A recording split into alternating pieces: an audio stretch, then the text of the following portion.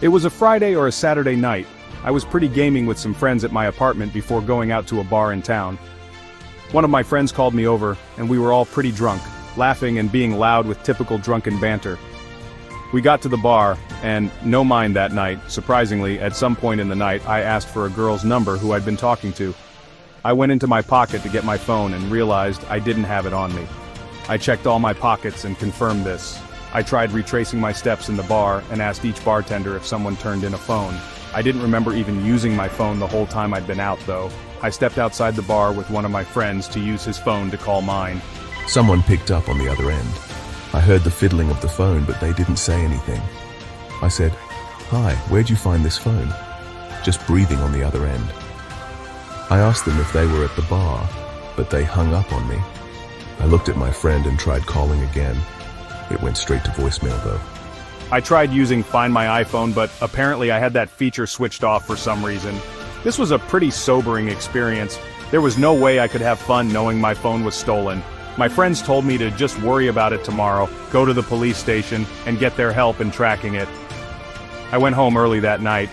I put a couple slices of bread in the toaster before bed and found my phone on the kitchen counter. It didn't make sense. I signed into it and checked my recent calls, and indeed, someone accepted the call, and it lasted for 25 seconds. Someone had been in my apartment to accept the call, that much was clear. I flipped the place upside down, looking, screaming for whoever it was to come out from where they were hiding. Of course, this had a lot to do with the liquid confidence from drinking so much that night. I finally called the cops, but considering there was no real proof of any forced entry, and places to hide are basically non-existent in this apartment, they couldn't do anything besides a police report. Nothing seemed to be missing from my apartment, but going to sleep that night knowing someone had been in my apartment, or even worse, possibly still been in there with me, is probably the most uncomfortable night of my life. I was 17 years old, and this happened on a late summer night. My dad and little brother had gone to a Boy Scout camp out. My dad was one of the scoutmasters. I was home alone with my mom for the weekend. She was already in bed at this point. It was about 2 in the morning and I was just finishing up my late night gaming. I had to go to the bathroom one more time before going to sleep though. While sitting on the toilet playing games on my phone, I heard the faintest little tap on the bathroom door. "Mom, was that you? Mom!" I yelled. It wasn't windy or anything. There didn't seem to be any logical way to dismiss it. Slowly and nervously, I opened the door, but there was nobody there. However, my bedroom door was now shut. I was certain I hadn't shut it. I went over to my mom's room and told her that I thought somebody was in my room.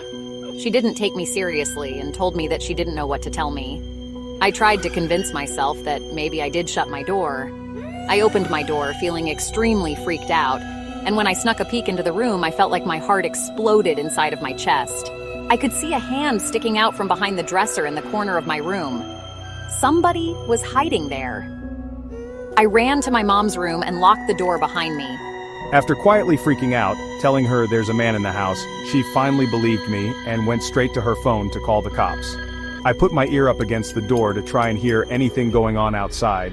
I eventually heard the man's footsteps come out from my room and slowly come closer to my mom's room until making it right outside the door and stopping.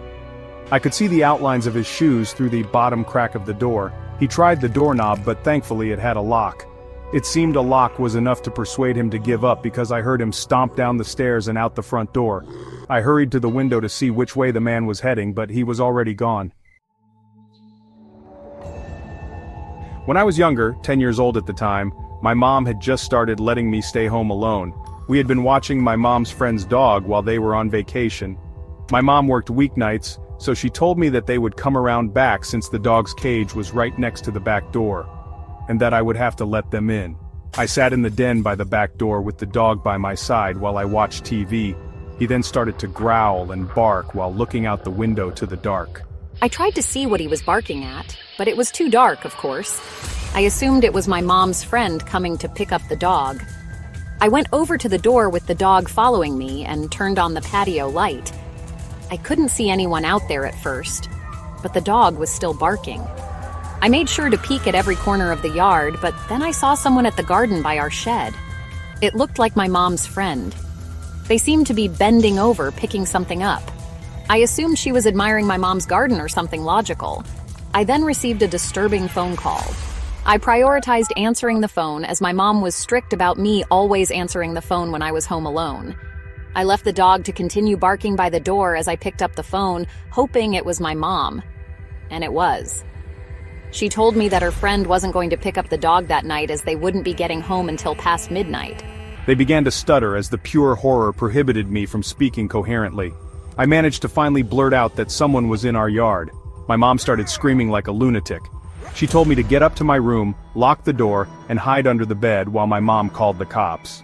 I obeyed and laid there in silence for a good 10 minutes until I got a knock at the door. I sprang up and out of the room, making it halfway down the stairs. I saw a face looking in through the window of our front door. This face, a guy staring right at me, the face so unsettling that it disturbs me thinking of it today. I screamed at the guy that the police were on their way, but he didn't move. He insisted on just staring at me like a statue. I ran all the way back upstairs, tripping twice, and back to my room. I waited another few minutes before another knock came at the door, followed by muffled shouting noise. It was the police this time. They scanned the whole premises, but the guy was gone. They took me into custody until my mom arrived at the station. After that incident, she started having a babysitter watch me again all the way until I was 12. A long time ago, my girlfriend and I were looking for a private place to be alone together since our parents were always home. There was a vacant house on the corner of our block that hadn't been owned for years. The back door was always left unlocked. I would know because my friends and I had been in there before. We went in through the back, but before we could even get upstairs, there was a knock at the front door. We looked at each other with worry. What if someone had caught us sneaking in? She peeked out the window, but there was no one on the stoop. She made sure that the door was locked before turning back to me. I assured her it was just some kids playing ding-dong ditch. We made it only halfway up the stairs before the frantic knocking on the door came back. She checked the window again. The porch was still empty. She opened the door this time. I still couldn't see anyone. I wanted to look tough to impress her, so I stepped outside and yelled at the pranksters to try it again. I shut the door and waited behind it, hands on the doorknob, ready to throw the door open. I just waited there for at least a minute. I was about to just forget about it when I heard the blood-curdling scream of my girlfriend. I turned to see what she was screaming at, and I screamed as well. Just barely in the dark, we could see the silhouette of a huge humanoid figure very slowly making its way down the stairs. It was moving in a hovering-like motion. We ran past it, just in arm's reach, and left the house the way we came. We ran all the way back to my house, both of us out of breath. We know it couldn't have been an old person. It had to be at least 7 feet tall. Nobody was supposed to be living in that house, though. I even asked a friend living across the street from the house, and he said it had been vacant for years. The ghostly way the figure moved made it all the more disturbing. We both agreed to keep quiet about this story.